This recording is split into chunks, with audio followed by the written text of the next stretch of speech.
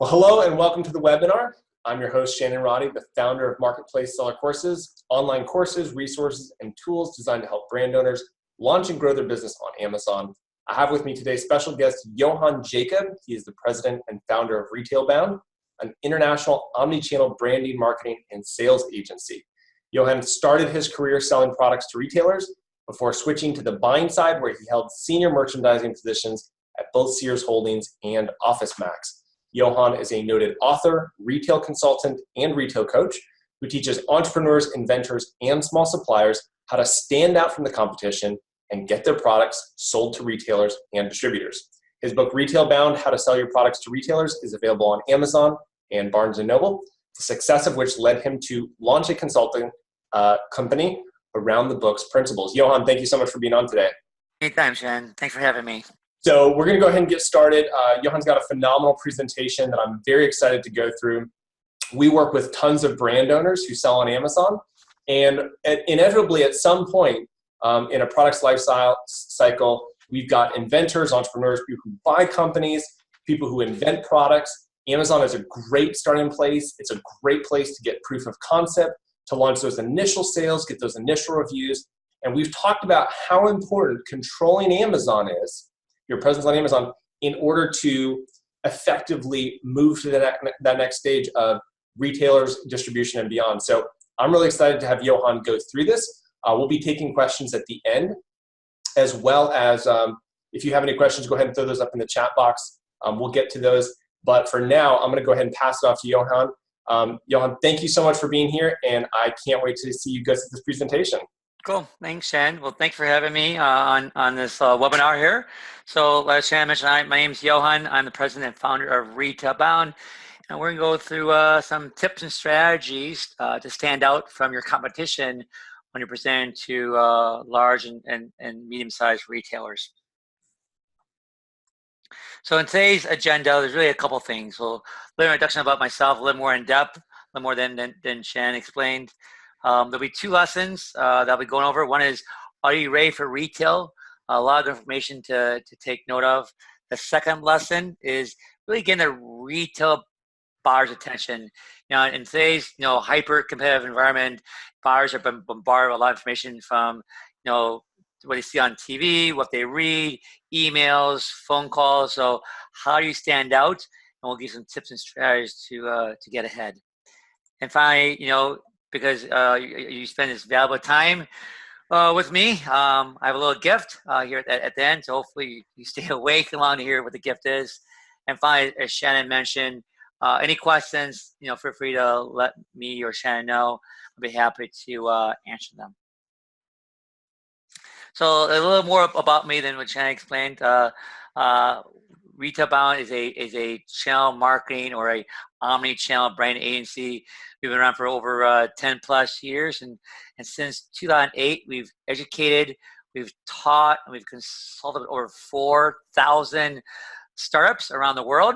We offer various different services, from one-on-one retail coaching to literally us running your sales and marketing here in the U.S. or in Europe. Myself, I've been in business for I've been in industry for over 25 years actually. I've experienced on both the B2C and the B2B world. A lot of the brands we work with today, come from the successful Kickstarter Indigo campaign, or they launched on Amazon and saw some sales success and want to scale on retail. And that's why they're interested in having us be their go-to-market expert when it comes to Retail 101. Today in this webinar, you're going to learn really two things. One, you're going to really understand how retail buyers like myself think. Now, I've been doing this for a long time. I've been in the shoes of both the buyer as well as the manufacturer. So hopefully, a lot of tips I share with you will make sense. Second, thing you're going to learn today is how to really present your products to retailers the right way. I said that I've seen my share of the good, the bad, other thing when it comes to vendor presentations, right? Some are good, most are not. We're going to help you, again, become one of the better presentations. So when I always do webinars, I always have questions. I always ask, kind of spur discussion. Since it's a webinar, I'll probably answer the question myself, but at least think about it. So when dealing with retail buyers, what is your no one goal? right? What's your objective when dealing with retailers of all shapes and sizes? So let's think about it for a second or two. There's really the secret, I call it, in selling to retail buyers is make their buyer's job easier. I'll give you a good example. One of our clients is getting ready to sell on Brookstone. Both the airport stores and .com. Also, when you provide the content to Brookstone to put their item online, and the merchant, the vendor gave like literally 200 photos and videos for Brookstone, right? Obviously, Brookstone's not going to put 200 photos and videos up on their website, right? So obviously I told the client, before we do this, let's pare down what are the exact images or videos.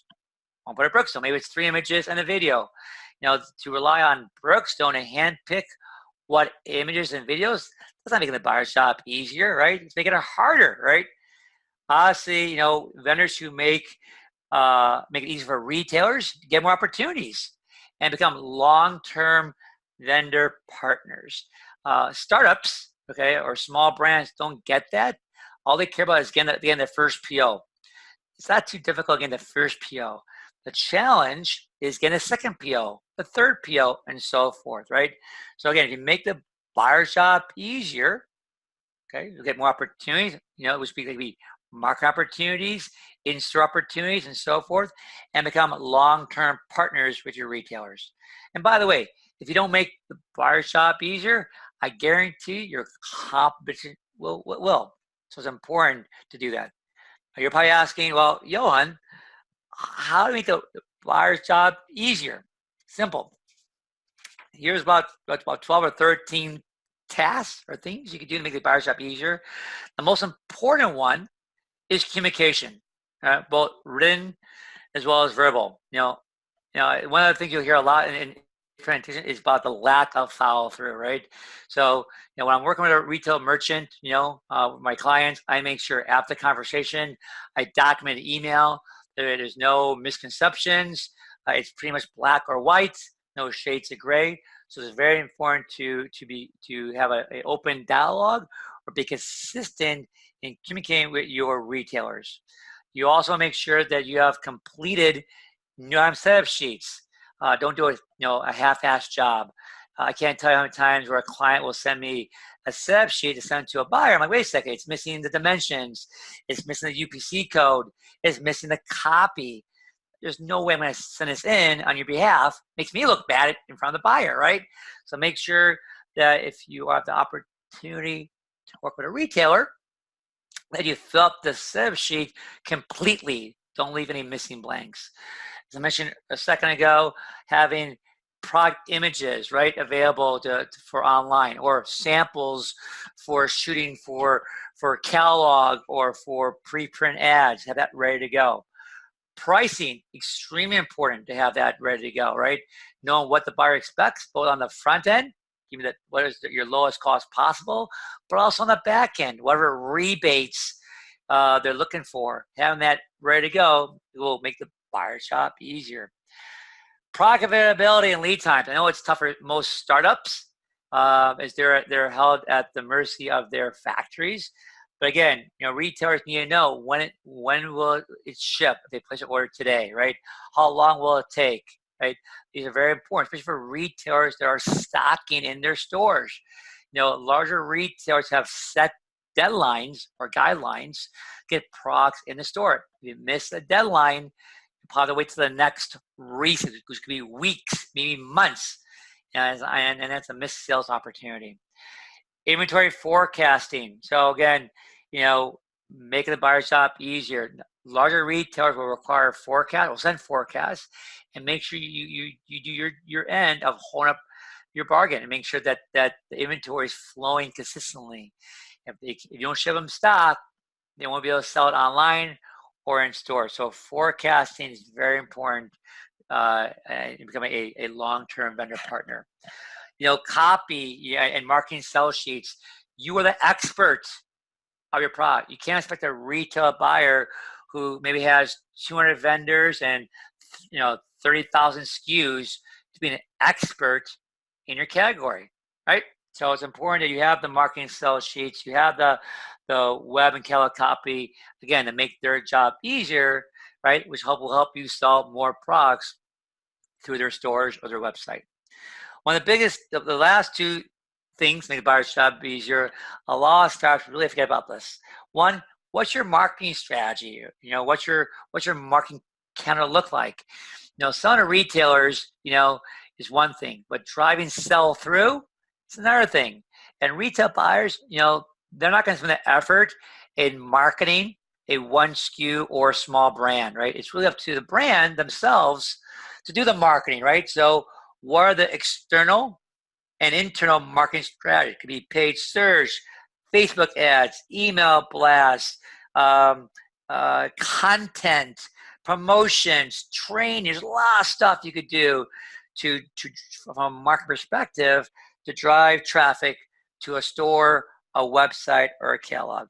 And finally, you know, if you're in a category like consumer electronics, which I spend probably a third of my life in, with my clients, that consumer electronics turns very quickly. Today's hot, you know, technology, you know, headphone, you know, the next 10 months, we have another new hot headphone technology product, right? So what's your exit strategy? So if you have 3 products on Best Buy shelf, and you know that, hey, in 10 months, you're going to refresh 2 of those 3 items, what's your strategy? Are you going to give the buyer markdown money to liquidate so they can buy your new refreshed versions? Are you going to take back the old product, clear the shelf so they can buy your new product? So again, you know, what's your exit strategy in, again, helping the buyer, making the buyer's job easier? But these, you know, dozen or more, you know, tactics will definitely make the buyer's job easier and make you a long-term vendor partner. Now, you know, before, you know, we get a lot of inbound inquiries at Retailbound, because then we're usually a one-stop shop, helping brands get into retail stores of all shapes and sizes. So just like a retail buyer, we kind of ask, you know, probably the same, you know, 2 or 3 questions. The first question is, do you have products that customers want? And I would say that every brand says yes. Customers want to buy our product. It could be online at Amazon, or in store at Best Buy, or on air at QVC. We make products that customers want. Great. Second thing is, does your product generate enough margin or enough profit for retailers? And I would say some say, oh, I don't know, you know, and that's why they definitely hire us to help them with that pricing scenario. Selling on Amazon is one thing. Selling to a retailer is a totally different animal, right? But Amazon, especially you're on Seller Central, is basically you're paying a monthly fee and a commission, you know, on sales. You're on Vendor Central, you're doing a Best Buy or a Apple. It's a cost sell or buy sell relationship, right? But most of the young brands we work with who come from Seller Central don't understand about the margin requirements that retailers need, and then we help them with that process.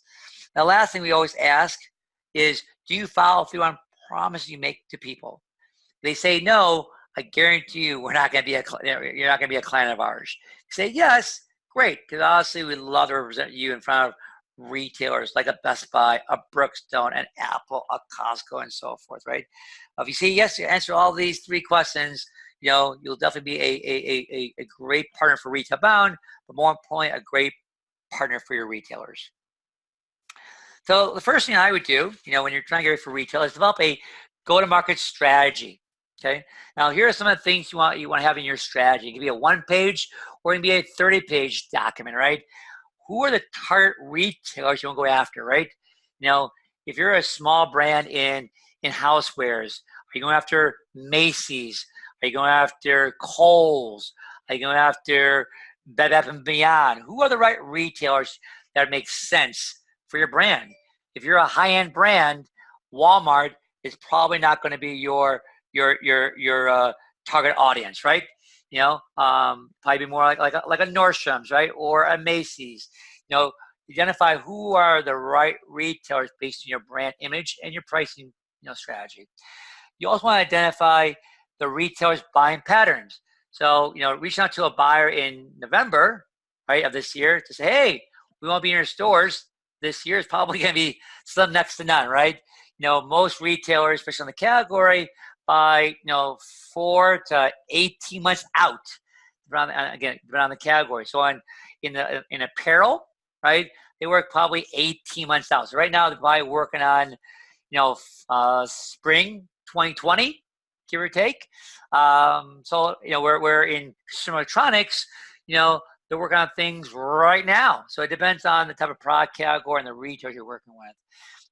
When you develop your strategy for retailers, you want to make sure how are their sales? How are they doing year to date? And that information is done through either annual reports or something you might see online.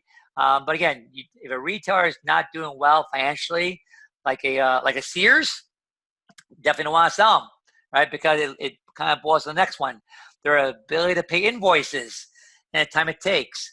Good example: Fry's. Fry's Electronics has about 33 stores nationwide.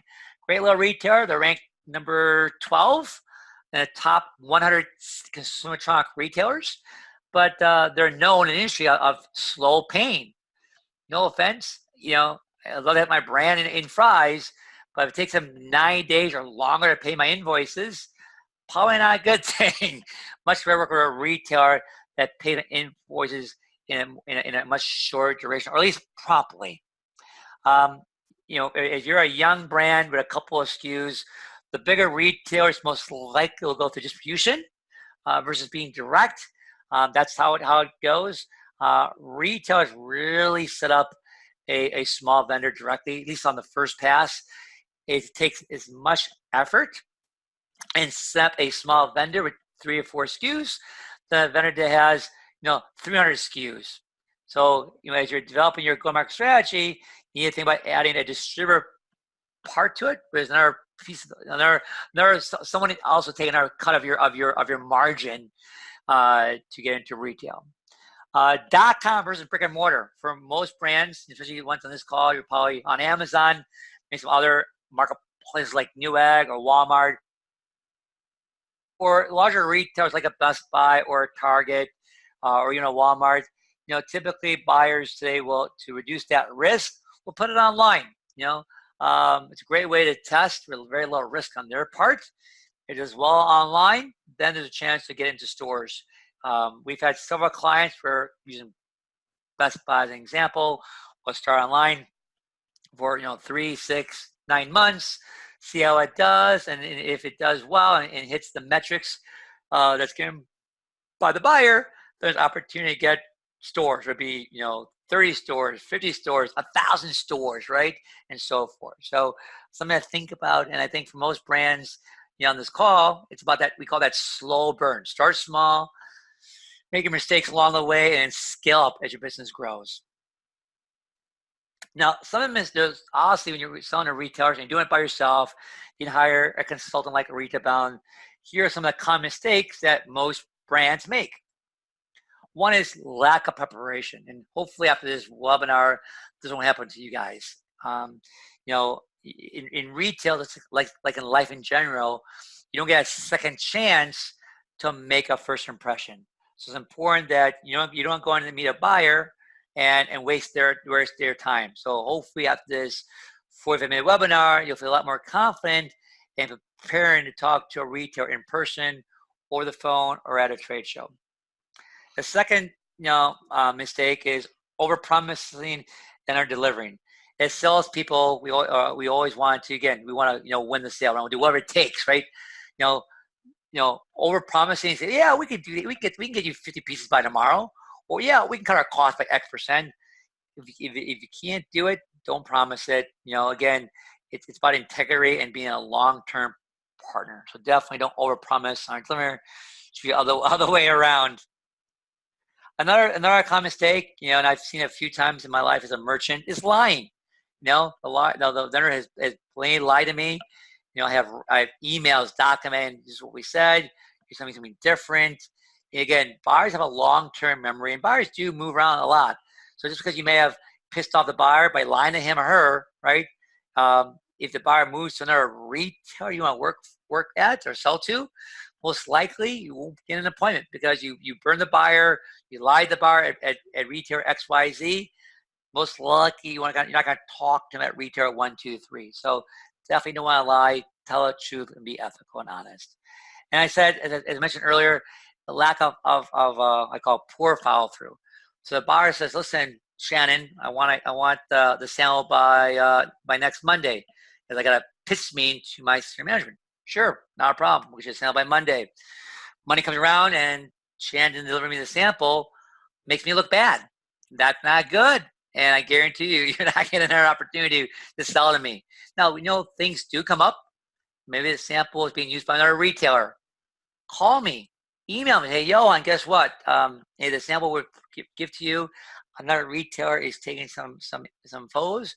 Can I get to you by Tuesday overnight or Wednesday? Would that be an issue or not? Right? In this world of this digital age, it should be no hard to reach out to a buyer and let them know what's going on. And basically, it's called setting the customer expectations. But the lack of follow through definitely is a mistake that brands make, and why they don't last very long in retail. Now, before you meet a retail buyer, there's some things you want to make sure you have at the tip of your tongue. First is, will samples be available? If you have not yet show a buyer in person, would be a physical sample or even a picture, right? Don't waste their time, right? Make sure your product packaging. Now, for Amazon sellers, right, or people who sell on catalog, it can be a white box or a brown box. But when you're selling to physical retailers like a Best Buy, like a Target, like a Costco, you need 4-color retail box or retail packaging. A white or brown box will not cut it in retail. So you gotta make sure that it's finalized, not to a point where you've actually developed physical samples, but at least an image where you show a buyer and get feedback on your retail packaging. Obviously, as I mentioned earlier, again, pricing and your back-end pro. Make sure, again, before you meet with the buyer, you can understand what your expectations are for margins. Is wanting any back-end rebates for advertising or defective allowances and so forth. But this is something you definitely want to have in the back of your mind before you meet with a retail buyer. Another thing you want to make sure is, why it seems common sense, but make sure you identify what are your unique selling points or benefits to your product or product line. In a world of a lot of Me Too products, where really price is really the only determining feature, the important, besides price, what are things make you stand out from your competition, right? And why your product is better than theirs, right?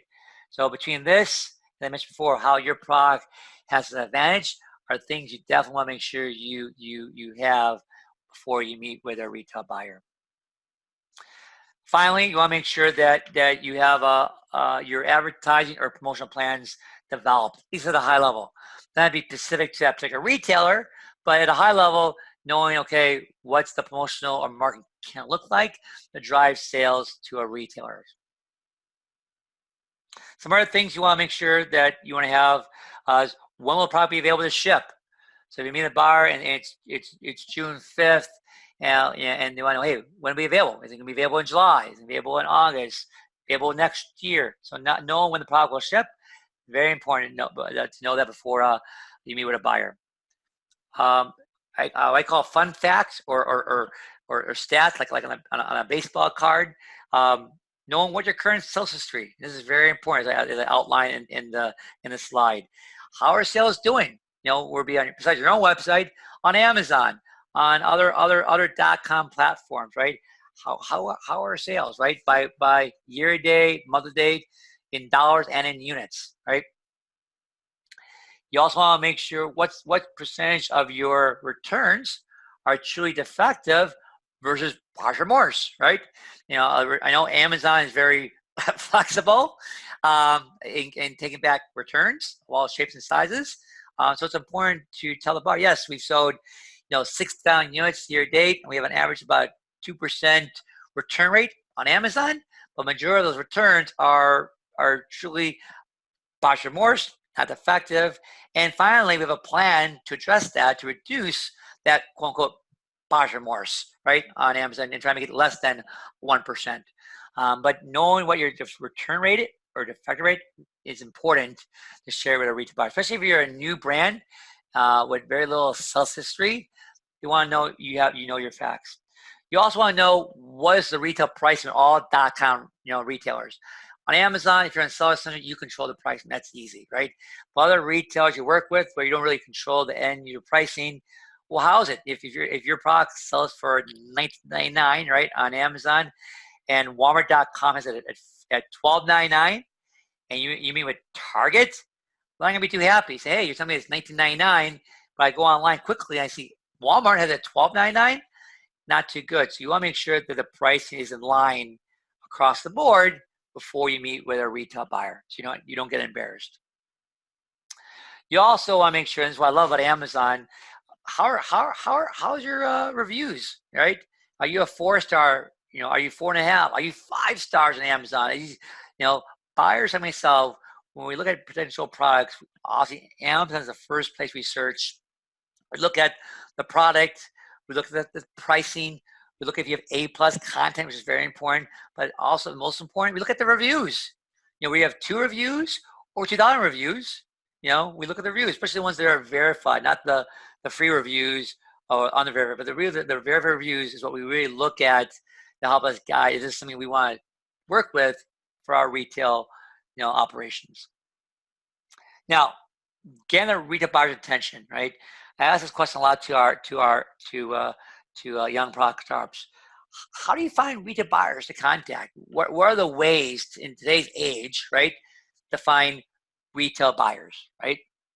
Well, there's a couple ways. Honestly, in today's world of LinkedIn and online, networking is a great way to find the right buyers for your product line, or talking to manufacturers who sell non-competing products, who have a relationship with a particular retail buyer, who can do a mutual referral. That's why one of the best ways of finding the right buyers is by networking, both online as well as offline.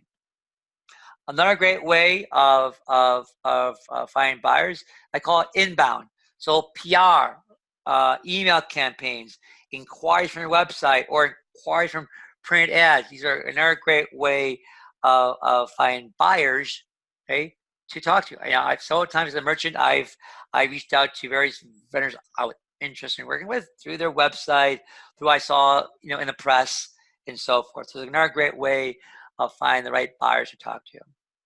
Trade shows. We'll talk a little more about this later on in the presentation. But this is a great way, expensive, but it's probably one of the better ways of talking to the right buyers for your products. And then finally, directories, both print and online. When I started, selling to retailers back in the early 90s, there wasn't a thing called the internet. There wasn't Google, right? So what I used was a directory called the Chain Store Guide. We're still, after 30 years, still in existence, where it's broken up by trade, hardware, department, babies, toy. It's a great directory. Usually update every 2 or 3 years. A lot of good information to find retailers and distributors to reach out to. So again, one of the few directories I recommend, in using to find the right retailers to reach out to. Now, today's retail buyer, obviously they're very busy, right? They got a lot of responsibilities. Buyers today, like my biggest line was $850 million. That's a mid-sized company in today's world. Right? My smallest line was about $45 million. That's a small company, right? So buyers have a lot of responsibility when it comes to P&L. As I mentioned, they are busy. They wear multiple hats. Being a retail merchant in a corporate environment, it's one of the few jobs at retail that affects every department at retail. So as a buyer, you talk to in-store marketing, you talk to store operations, you talk to asset protection, you talk to IT, you talk to accounts payable, you talk to your sourcing team, and so forth, right? So it's one of the few jobs in retail where the buyer affects literally every department at a corporate retail. Today's buyers, probably more so than I was a buyer, very spreadsheet literate. From VLOOKUPs to H lookups, anything in between, right? They're very spreadsheet literate. And again, while they're spreadsheet literate, they're always writing these reports. I understand especially their KPIs like sales, profit, inventory turns, and so forth, markdowns, and run reports for senior management, especially on Mondays. In fact, one of the worst days to cold call a buyer is Mondays. Why? Because they're running reports for their senior management on how the sales were that past weekend. So if you're going to contact a buyer via email or by phone, Tuesday, Wednesday, Thursday is the best. Friday, probably ready to go out playing golf, especially this time of year, right? So really, Tuesday, Wednesday, Thursday is the best. Retail buyers, besides running reports and being really busy, they may have a small team of associate buyers or junior buyers that report to them. They're also managing inventory. It's their job. They may be the one who are pushing the button or the inventory, but they're responsible to make sure the inventory is flowing through consistently throughout the store, right? So that's their job, is make sure the inventory is right for your product category. And they're also developing at a high level marketing events, how to drive traffic at a store wide to drive sales. There'll be all on sale, there'll be a Father's Day sale, there'll be a back to school sale, and what are the right products that will fall under that particular sale event. But these are the things that buyers do every day. They don't, like my wife thinks, they go out and have lunch with the vendors and play golf. Now, retail buyers, when they're seeing new products or new vendors, they consider multiple factors before they buy a product. A couple of things is customer demand, including the price, the quality, and availability. So, for example, using electronics, right now, smart home is hot, right? Smart doorbells, smart locks, smart cameras, and so, right? So I'll see the huge demand for smart home products, right? All types of quality and pricing, even availability of some sort. So look at market trends. Obviously, more and more people have broadband or Wi-Fi in their homes. So there's some these smart products like Alexa or Ring or Nest, right? So what are the market trends in smart home? Store policies, right? Very important. When I was a buyer, there's certain things I couldn't do at Sears that a merchant can do at Best Buy because of the store policy we had in place to protect our associates and our merchandise. And finally, financial budgets. Just like you and I, we have buyers have a checkbook. They cannot keep buy and not sell. It's like us as consumers, right? We can't buy if we have no money in our checkbook. So it's a interesting game with retail buyers. Try and manage their inventory and make sure that they're not overstock or understock. By the end of the day, a retail buyer wants to drive traffic to their stores, which should help, of course, through their stores, the website, their catalog, and of course, won't be their competitors. So if I'm Target, I'm looking at Penny's, I'm looking at Sears, I'm looking at Kohl's, I'm looking at Walmart. These are my direct competitors. If I'm Staples, I'm looking at Office Depot, I'm looking at Amazon, I'm looking at the clubs, right? As my direct competition for office products and so forth. Now, one of the things that I get asked a lot by young brands is the better to email or cold call a retail buyer. There's definitely advantages and disadvantages of both. Now obviously, when it's easy to find an email list, right? And I say, yes, send out hundreds of emails to retail buyers. Disadvantages, it's spam. And you'll probably get a very, very, very, very low response rate. Calling, right? Obviously, the advantage is you'll be able to get instant feedback from the buyer, or they're interested in talking to you further. The disadvantage, it's tough. I call it voicemail hell, right? You'll get a lot of voicemails. You'll go through a gatekeeper or two. It's tough, and a lot of people don't like making cold calls. So of the two, which one do you think I recommend, by the way? Well, the one I recommend is actually calling, by the way. And you're saying, why? Well, calling, when you reach out to a buyer, when you finally do get them on the phone, the goal is not the goal is not to send them samples or send or make a pitch. The goal is to try to get a second appointment, right? And we'll talk in the next slide, how to get the buyer's attention. Speaking of samples, you definitely don't want to send unsolicited samples. When I was a manufacturer, I said, "Wow, they're gonna get a free sample. They should definitely call me, right?" And when I became a retail buyer, I'm like, "Who's selling all these free samples? I don't want this, right?" So again, unless the buyer asks for it, do not send a sample to him or her. Speaking of the phone calls, that's probably the best way. You want to call first after you establish, contact. Then you can send an email following up, detailing the discussion of with the buyer. Some of the roadblocks, and there's really two. One is the gatekeepers.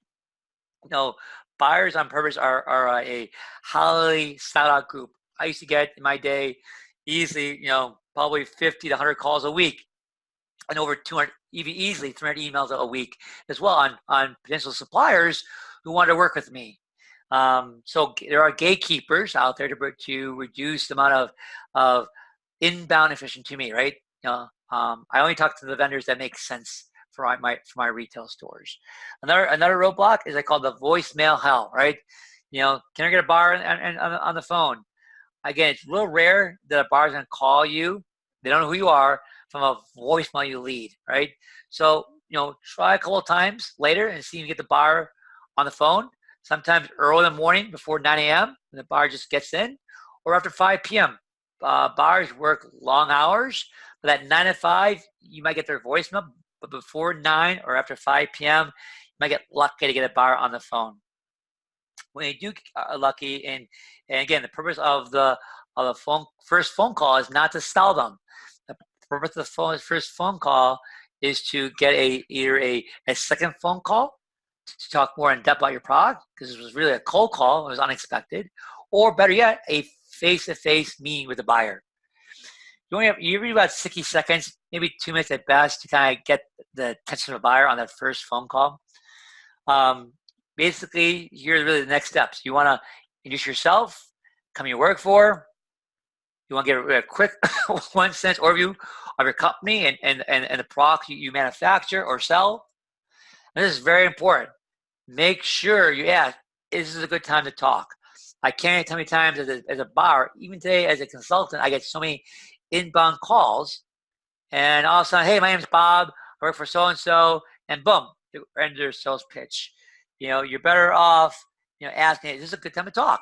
Maybe the buyer pick up the phone, not looking at the caller ID, and has to run to a meeting in 15 minutes, right? And doesn't have time for a phone call. Or maybe they have another project that's pending, right? So ask them, is this a good time to talk? They say yes, then continue into your overview of what you're trying to talk about. If they say no, then say, okay, no problem. I will try to call you some other time that's a little more convenient for you and me. All right. So you want to get a reason for the phone call. Well, I've been a buyer of your stores for a long time. It's an opportunity to work with you, and I want to talk about my product X, Y, Z. Right. So give a reason why you're calling. Right. Some things I recommend, as appointment making phrases. Hey, I've been selling Amazon, for the last 12 months. Sales are off the roof. I have 400 great reviews, very low defective rate. I thought, that's probably a great retailer to target next. How can we have an appointment? Or, hey, I've been a customer at Best Buy for a very long time. It's in store. You're missing some opportunities in your assortment, and love to see how I can fulfill those gaps. And so those are some of the things I would recommend when trying to make an appointment with a retail buyer, whether on the phone or for an in-person meeting. Now, by the way, most retail buyers don't like experimenting with a untested, unproven vendor. Now, if you're on Amazon, that's great. You have a sales history, you have reviews, you have other metrics you can share. If you even sold on Amazon, right, just your own website, a little more difficult, right, to get a buyer to take a chance. So if you haven't sold on Amazon, that's what we recommend first. get that going, and then hopefully once sales and reviews look good, then it makes sense to talk to a retailer. Now, if by chance that you don't have a lot of sales, we'll be on Amazon, your own website, then it's about trying to find some other retail accounts that are a little smaller, get some sales, and then go out there and talk to the larger retailers. But to go to Best Buy without any sales is a very tough thing to do. Okay. Obviously, buyers, they have that we call that figurative wall between you and them. They always have a lot of objections or issues, and here are some strategies to best answer them. The first one is, from retailers, I don't want to be the first account or the first retailer to carry it, right? So how do you overcome that? There's really two things. One, maybe take some risk off their side and say, how about a guaranteed sale? I mean, it doesn't sell after X number of days or months or whatever, I'll take it back. No questions asked. No restocking fee need to be paid, right? Another way to answer this objection is talk about your marketing strategy. Yeah, you're the first account, right? But I have this marketing program. I'm going to drive sales to your retail stores, your retail website. We'll help you overcome being the first brand to carry it, the first retailer to carry it. Another objection, hey, right now, I love to buy your product, Shannon, but I'm over inventory. I've really open to buy, right? Well, again, two ways to combat that objection. Offer maybe extended payment terms. Maybe pick a retailer, they have maybe 30 payment terms, and give them net 45 or net 60. Give them a little longer time to pay your invoice, right? Or another one is a little riskier, consignment, right? Where consignment, for the ones who don't know what it is basically free inventory up front. The retailer does not pay for it. They only pay you when it actually sells through. So if Best Buy wanted consignment, you ship them 20 pieces. They don't pay for 20 pieces. They only ship on sale. So if you sell 2 units the month of June, they'll pay you for 2 units sold in June and so forth, right? So consignment is another way of getting a buyer to overcome the objection. They had no money to buy inventory. One of the most common objections that brands hear from retail buyers is your prices are too high. That may be the case if you don't know how to price your product the correct way, and we can definitely help you with that if needed. But if your prices are pretty much in line with the competition, don't be the first one to lower your price. Start lowering your price affects your profit margin, and it's hard to go back up. Some things I recommend to kind of that objection. Talk about your quality. I mean, no offense. Yeah, you may be the lowest price in town. Great. But if you have a high return rate, I don't want to deal with you. So if your price is high, relatively high compared to competition, but the quality of your product is definitely warrants it, and you have very low returns, okay. Talk about your service. If you've been in business for a long time, how you service your accounts, look at the reviews, right? Talk about other retailers that have been buying your product, if there are any, right? But these are some ways to combat your prices are too high objection. And finally, I have similar products in my assortment. Again, if you have if you have a couple products that are similar to what they have, talk about maybe helping the buyer consolidate their vendor base. Hey, maybe they can kill 3 vendors, right? By picking you up. This way, you provide better costs, a better program overall.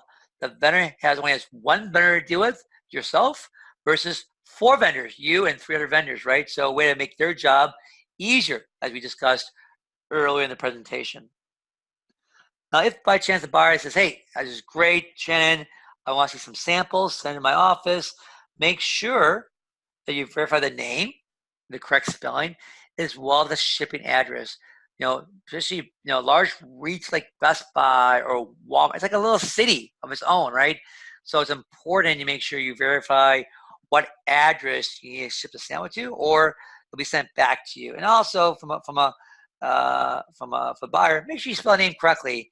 Hit and misspell a name, not a great way to start a relationship by making grammatical mistakes. You also make sure that you set a time with the buyer to follow up. Too many times as a buyer, I get all these samples, but no time of following up. All of a sudden, it's 3 months later, I get a phone call or email. Hey, Yohan, how was the sample I sent you in February? I don't know. That was 3 months ago. I don't know how it was, right? Typically, a good time to follow up after you ship a sample is around 2 weeks. Buyers are not literally going to take a sample and they get it and open up. It may take some time. They have other things on their to-do list. You saw on what they do as a buyer. But give about 2 weeks to follow up with a buyer after they receive your sample. And hopefully they had a chance to play with it. As I mentioned earlier, trade shows are a great way, but expensive way to find the right retailers to work with or talk to. Some of the things, and here's some tips to make sure that the trade show is a success for your company. One is make sure the trade show is the right one for you. Some of our clients typically will attend a trade show first before exhibiting it next year. Just want to see the audience, see the type of retailers, see the flow, see how busy it is, and so forth. So if you're going to CES, you're going to Retail Vision, you're going to ECRM, you're going to house fairs, hardware, the toy fair, the Kick Expo, and so forth. Make sure it's the right trade show before you invest the money in exhibiting. You also make sure you have a strategy for the trade. Why are we there? Are we there of building a relationship with our current retailers? Are we there to get PR or publicity for our new product line? Are we there to try to find new suppliers, new retailers to work with, right? So why are you going to this trade show? Why are you committing to go to the house show or the toy expo? You want to make sure you send enough people to ensure adequate boot cards. Seems common sense, but if you're a one-man operation, right? Well, to stand on your feet for 10 hours a day is very grueling. Plus, you got to eat, got to go to the bathroom, right? So it's important you have more than one person. If you are a one-man operation, one-person operation, there are definitely companies that can rent you people to help you, work the show side by side with yourself. Make sure the people who are going with you, whether it be employees or contractors, you stress the value of friendly greetings, polite manners, and appropriate body language. Again, common sense, but again, I've gone to several trade shows. Most recent was House Fair show in Chicago, where a couple of booths, some of the people were on their phones tapping away. Others looked they were bored, ready to fall asleep. Am I going to stop by that booth? Probably not. I'm going to keep walking on by. So make sure the people that you send to cover the booth are the right ones to work the show with you. You also make sure you have someone on your team that can answer the more technical questions if you're not the expert. Again, a few times, so I've asked some questions like, I don't know. Well, if you don't know, can you at least give me the answer? Right? That would help. So make sure they have someone on your team that the more complex questions. Now, obviously, you're not the only vendor exhibiting at a trade show. There'll be hundreds or thousands of brands exhibiting at a trade show, trying to get the buyer to stop into their booth. One of the best ways to get a buyer to stop by your booth is do a product demonstration, or worst case, a raffle, right, or a contest. But we want to get the person in the booth, do your demo, do a contest or a raffle, get the information about them, and keep on moving, right? But yeah, this is one of the better ways of getting people in your booths, which again will help you get a good return on your investment in this trade show. Make sure you follow up on hot leads and or promising prospects. Several times I've get out my card to retail suppliers or retail brands at these trade shows and not get a response, email or phone call back till months later on. That's too late. I'd probably give about 2 weeks to follow up on the hot leads or the promising prospects. Yeah, it gives the buyer who's out of office for a week to catch up from being out of office. So about 2 weeks after you meet them at a trade show, it's probably best to follow up and make sure their needs or concerns have been addressed. And honestly, like your mom has taught you, make sure you always say thank you to your attendees for stopping by your booth. And of course, don't forget those free cookies. Now, let's say a buyer, you met at a trade show, or you did a cold call, says, hey, hey, Shan, great, I want to meet with you in person. Now what, right? Well, you need to put here a sales presentation folder. Some of the components, one is your an overview on your company. Who are you, right? How long have you been in business? How many employees do you have? Are you privately held? Are you a public traded company? Make sure you have some market research on the category, industry. Maybe you have some testimonials from customers on your product line or your company. Product brochures, or we call sell sheets or slicks. We should have that also included in your presentation folder. A price list. If you have multiple products, maybe you have a price list it's handy for your buyer to reference during your presentation. Make sure you have a hard copy of your deck, like this. If I'm presenting on my PC or tablet, right? If by chance something happens with my PC or there's not a monitor in the conference room, that I have a hard copy of the deck that the customer the retailer can review while you're doing your pitch. And of course, include your business card. Make sure that they know how to contact you via email or by phone. Now, crafting your PowerPoint presentation, very, very, very, very important. So you want to definitely don't overload the slide information. You're not reading the words verbatim, right? It's an outline, right? And most vendors don't even use the deck. It's just there for show. They kind of speak, from their gut, right? But if you do a deck, don't overload it with too much information. Keep it simple with a couple of bullets. Make sure the sequence of slides makes sense. So having your market strategy in the beginning of the deck doesn't make sense. Probably need to add more near the end, where the beginning of the deck should be more about your company and your product line. Where marketing and those other things should be more near the end of the deck. Make sure that when you list any features, you also list the benefits. Don't assume the buyer, as I mentioned earlier, is an expert of your product, right? Especially if they're managing hundreds of product categories or vendors. So make sure you don't assume, but you list the key benefits of every major feature on your slide. When you do meet a retail buyer, again, use common sense. So don't smoke beforehand. Don't put a lot of perfume on. Arrive on time. Don't chew gum. Again, common sense, and we'll do you right. Make sure the samples are working. Do a check the night before, or at the very least the morning of. You had to go in the meeting and the sample's not working, or not even here. So make sure the samples are working before you meet with the buyer. Like we said on the slide before, make sure you have copies of the deck and the form made, so you're ready to go. And then when you do meet with the buyer, keep the small talk brief. If you only have 30 minutes or you have an hour, talk about the weather, talk about the sports, whatever. Keep it simple and to the point. It's about you and your product and why a retailer should consider it for their stores or their website. Listen carefully. Salespeople like to sell, but rarely listen. So listen to the buyer. They may give you some insight tips on how to sell. But more importantly, take good notes. And as I said, the last few times in the webinar, always follow through an action item. So if we had a meeting today and we talk about pricing, we talk about sample, we talk about sell sheets, you say, yep, I'll get it to you by next Monday. Well, I hope by Monday I'll have them. Now, if Monday comes around and I didn't get the information, I'm like, what a waste of me with Shannon. I'm definitely not going to do business with Shannon ever again.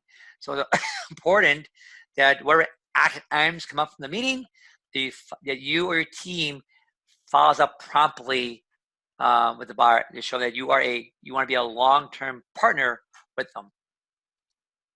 Now, honestly, the most important thing is close the sale. You can take the buyer to golf, you can take them out to dinner or lunch, but more important is about closing the sale, right? Is it for .com only? Is it 30 stores? Is it on air, online? So make sure you close the sale. Finally, once you you've been approved by the retailer to be a vendor record, you get what we call a vendor agreement or a vendor contract. Now, there's definitely some common terms and conditions. You might see like payment terms and discounts. As I mentioned earlier, back-end programs like marketing or advertising allowances. You may see LOM incentive or deflective allowances also mentioned in the contract or agreement. We also may get, in addition to the vendor agreement, you may get some information called their vendor compliance program. How you take orders, how you process orders, how you ship, how do you invoice. If by chance you don't do those things correctly, you get slapped in the wrist, which we call fines. So you ship to the wrong warehouse, boom, $200. You ship with no barcode label or invoice, boom, $500. You invoice the wrong price, boom, $1,000, and so forth. So the vendor compliance is a manual definitely what you or your warehouse manager to read through thoroughly, because making simple shipping mistakes will eat into your profit margins. Some other things that may be addressed, maybe in the vendor agreement, or maybe a separate discussion: returns. How returns, whether it be customer returns or retail returns, handled between yourself and the retailer. Some other things that may also be addressed will be in the contract or post-contract. Your warranty. Are you going to stock? Are they going to stock it, or are you going to drop ship? Who's paying for the freight? Are you paying for the freight, or is the retail paying for the freight? And are there any minimum orders for the retailer to place on your product? So these are the things that you may see once you become a vendor record, right? Or have been approved to be a vendor record, that you need to deal with a retailer. So in summary, selling a retailer is not really difficult if you follow these 3 simple principles. 1, be prepared. Hopefully after 45 minutes talking about this, hopefully you're prepared about before you meet with a retail buyer. Again, as I mentioned earlier, making the buyer's job easier. The easier you make the buyer's job, the more opportunities we'll get in front of you. And finally, always follow through your promises. Anything you say to a buyer, make sure you back it up promptly. So as I mentioned earlier, as a thank you gift for listening to talk for about an hour or so, I want to offer a little thank you gift. Good now to the end of June is our 1 hour retail coaching service. It's 1 hour. You get you can ask anyone. It would be about pricing, or about going to a trade show, about meeting with a retail buyer, about a little more in depth, more specific to your own needs and wants.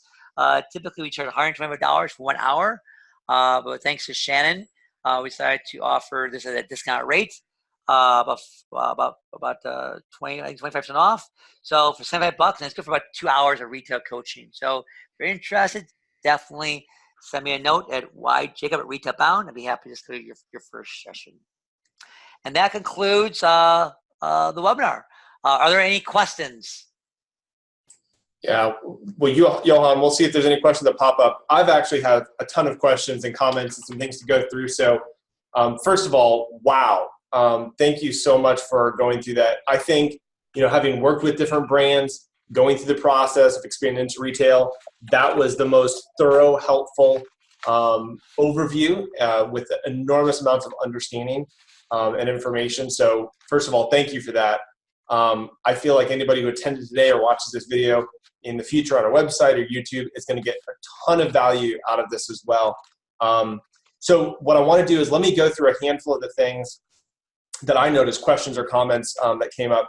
One, again, working with brands that are selling on Amazon, one of the things that we typically see is having that MAP pricing, having those MAP pricing agreements, because it's so critical, to ensure that if you've got a product, that it is equally priced across the board, whether it's retail, whether it's on Target.com, Amazon.com, your website, in stores, small mom and pops, because that pricing, that price parity is one of the best leverages that you have. And when you, as you mentioned, when you don't have price parity, it can become really, really dangerous, and you can have companies dump you, you can lose opportunities, and we see that all the time. Correct. And a lot of young brands, when they try to sell to retailers themselves, one of the common mistakes that young brands do, they'll sign with a distributor. It's okay, I'm going to let the distributor do the selling for me. Well, a distributor, if not managed correctly, can sell your product to hundreds or thousands of other third-party marketplace sellers Well, eventually it's on Amazon, right? And now you lose control of your buy box. And all of a sudden, there's channel conflict, right? And then and when you go present to a buyer like Target or Best Buy, you know the first place goes to Amazon and say, hey, Shan, you tell me this product retails for $20, but on Amazon it's around $12. What the heck, right? So having map policies, and then sometimes it's tough for young brands. So, well, I'm a small brand. How am I going to enforce Best Buy on my map policy? Well, yes, you can. There's really a couple things. One, if they unannounced, bust your map, first you give them a call, and you send a warning email. Hey, Bob, I know it's on bestbuy.com.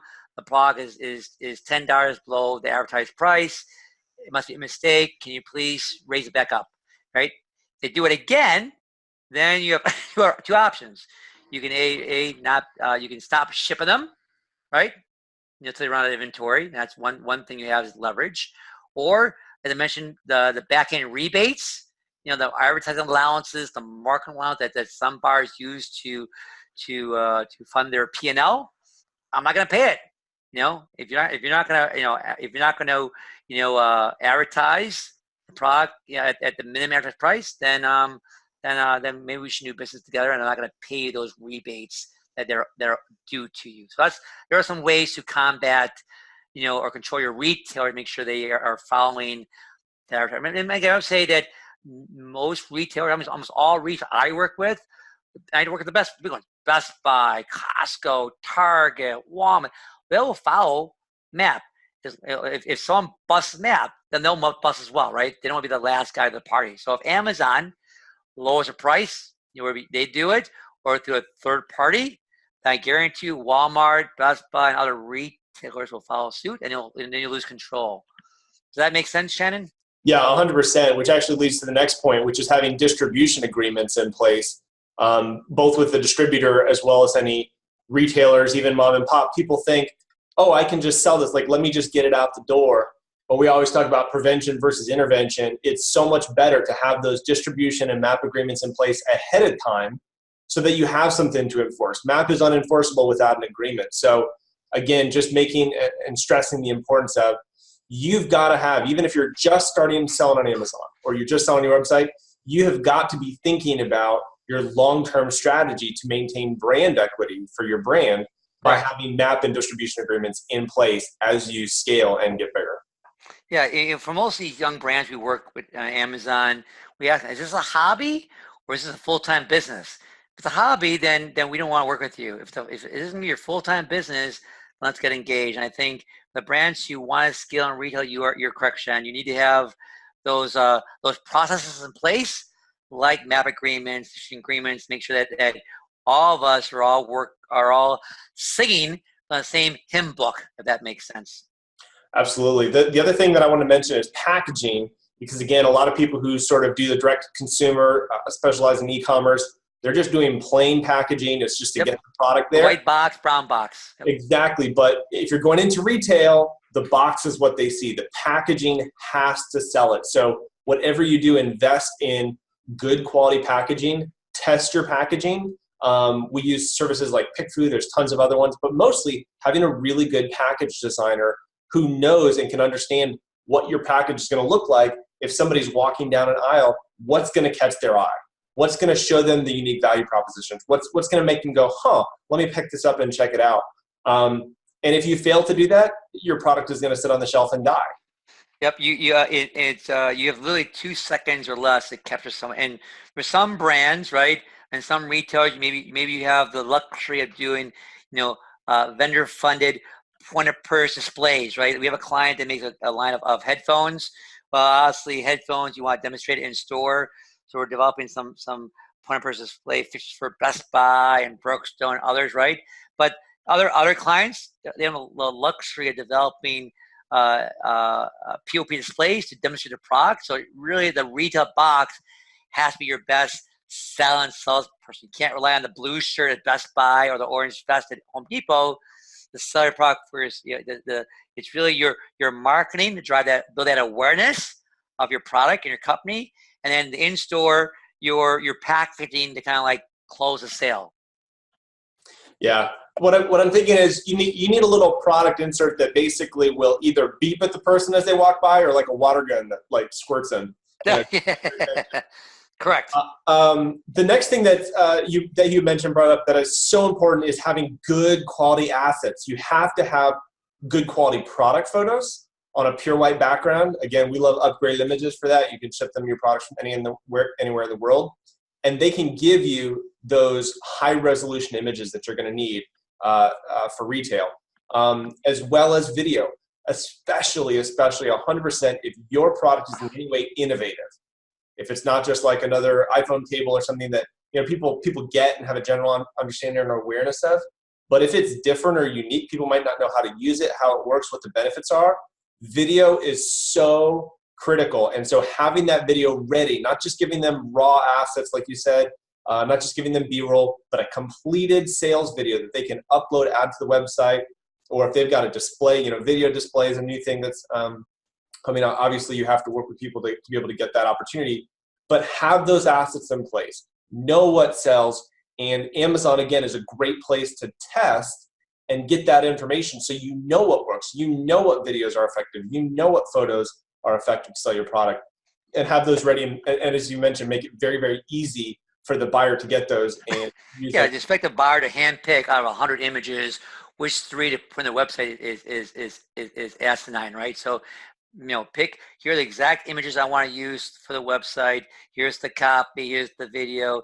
In fact, retailers taking a page out of Amazon's playbook, they're also doing A+ or enhanced brand content. So Best Buy, they use a service called CNET so if you want to do A+ content, right, or actually any content on Best Buy is done through CNET. However, I want to do enhanced content on some of these websites. Besides CNET, there's another service called Sell Points, another service to help you again improve your content on the Staples, the Best Buys, the London Drugs of the world, right? But Amazon has definitely done a good job of helping young brands market themselves on their platform, and other retailers like a Best Buy, like an Apple, like a Costco are also following with suit with similar tools for brands to employ. Yeah, I like Sell Points. We've used them before for another client. And one of the cool things, it's a JavaScript embed. So once you get approval to add that to your page, you can make changes through Sell Point, and it'll automatically display on the detail page. And you can do everything from 360 images to videos.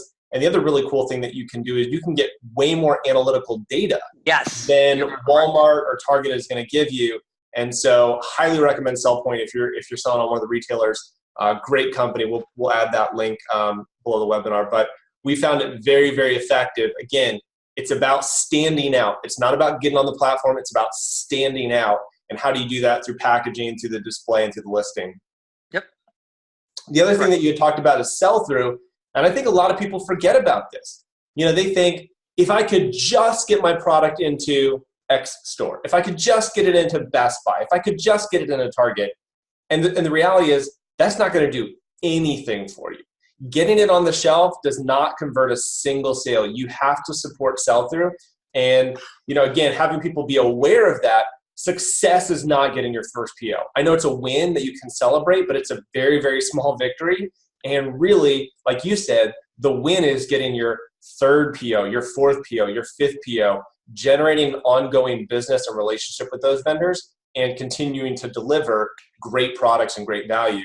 That's why companies hire Retailbound, because that's what we do every day. We are a channel management company. So it's not, well, we have a large team. We have over 150 sales reps, 35 distributors all across the United States and Canada. Getting the retail is not too hard, relatively speaking. It's about staying in retail, keeping that foot in the door, right? And most of these brands don't have the time or the experience to manage the sell-in or the sell-through. They outsource to us, this intern, to kind of manage that sell-through and sell-in process. And that's one of the things that's so incredible about Retailbound is, again, we've tried to do this in-house, at companies. It's really difficult. You have people who aren't trained, who don't have all the information, definitely don't have the experience, and you're basically fumbling along and learning as you go. The ability to make it cost-effective, to have somebody be an extension, as you mentioned, I think that's kind of how you pitch it, an extension of your brand.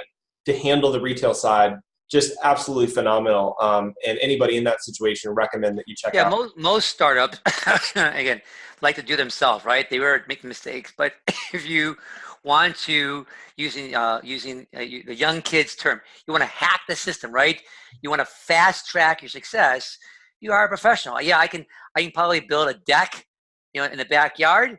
It'll take me the whole summer to build a deck, right? Right. Where I hire, some carpenters, the deck will be done by this weekend, right? So it's about that time. And typically for us to get, we can't guarantee that you hire us or you'll be in retail like Best Buy tomorrow, but I do guarantee you'll get feedback from Best Buy a lot quicker than you do yourself. So typically retail brands who work with us see feedback within 1 to 3 months, and even POs by then, typically, right? Mm-hmm. Where it might take them, 8 to 12 months to see some rumblings of success, right? So we definitely have proven to our brands that we can, like a turnkey, get the feedback much quicker than they could do themselves. That's the beauty of Retailbound. Which is exactly what we do for Amazon. So brands go, great, we know we want to sell on Amazon, let's get on Amazon. And they can spend hours, weeks, months, years trying to do it themselves, trying to figure it out, or they can just hire us and we can get up and running.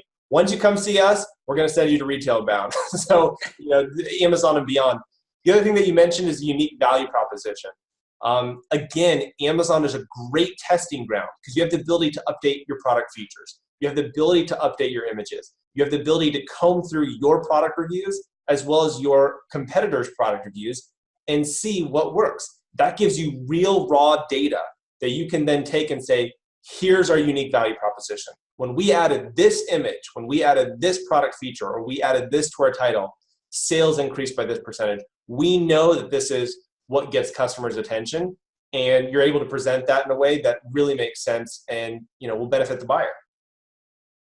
Yep, you are correct, my friend, 100%. You also mentioned returns and metrics. Have that information ready, top of hand. We had a company that I was working with. We had investors come in. We did a whole pitch, and he said, by the way, what's your return rate? And off the top of my head, I knew that exact percent to the to the 100th decimal of our return rate. Why? Because it's so valuable information. And if we had to go online and dig that up or look through it, again, it looks like you're not prepared because you're not prepared. You have to have all of your metrics, know what they are, have them in front of you readily available. Yeah. How are sales? How are returns? What's the current pricing today? Besides Amazon, where else your product is featured, and what is we call it the street price? Is it really $19.99 or is it $12.99? And because it's very easy for buyers to jump on their browser and see, okay, hey, I see Yohan.com is selling for $9.99, $10 below Amazon. What the heck, right? Yeah, I mean, so we'll wrap it up in a second. The last thing I had is in terms of EDI, I know a lot of retailers are going to require EDI, and to your point, there may be some opportunities or situations where a brand wants to go direct to retailers. In some cases, it's going to be much more effective to go through a distributor because they have those integrations in place, and you're not going to have to build them out. It can be incredibly expensive and time-consuming from firsthand experience to go ahead and do that. So having those, like for fries, if you go direct, you're using an EDI provider like SPS Commerce, is probably one of the bigger ones out there. Yeah. But yeah, typically young brands will use a distributor because you're right, the distributors have the EDI capabilities. Even some 3PLs have EDI capability as well. So your research, maybe your distributor or your 3PL has the EDI capability versus you outsourcing it to a company like SPS, which you said is a little more expensive, especially if it's only one retailer, right? It's hard to amortize the cost from. So this is what I want to leave our listeners and viewers with. The biggest thing and the biggest key takeaway of everything that you've mentioned is reframing and shifting this perspective of it's about me versus you, right? So a lot of people, I mean, it's just almost default. We go in and we go, here's how I need you to help me. I need you to buy my product and put it into your store. I need you to do this. I need. Instead, the frame of reference is, here's how I can help you. You're trying to get new customers. You're trying to generate sales. You're trying to be competitors. I can help you do that because we've got a product that is incredible. And I think, to your point, when I first started speaking, I really didn't know how to write a pitch email for an event. And so I wrote an initial draft that was like, I'd love the opportunity and it would be great, to build this, for my resume, that kind of thing. And one of the marketing people that I worked with was like, no. Rewrote the whole thing of, I've got 6 years experience on Amazon. I'm very qualified. I've got tons of great content that I think would be great for your audience. It was 100% switching that mentality and sold it, And so again, make the buyer your focus, how you can help them, because them trying to help you is looking at it totally backwards. So anyways, Yohan, thank you again so much for being on. Again, visit retailbound.com.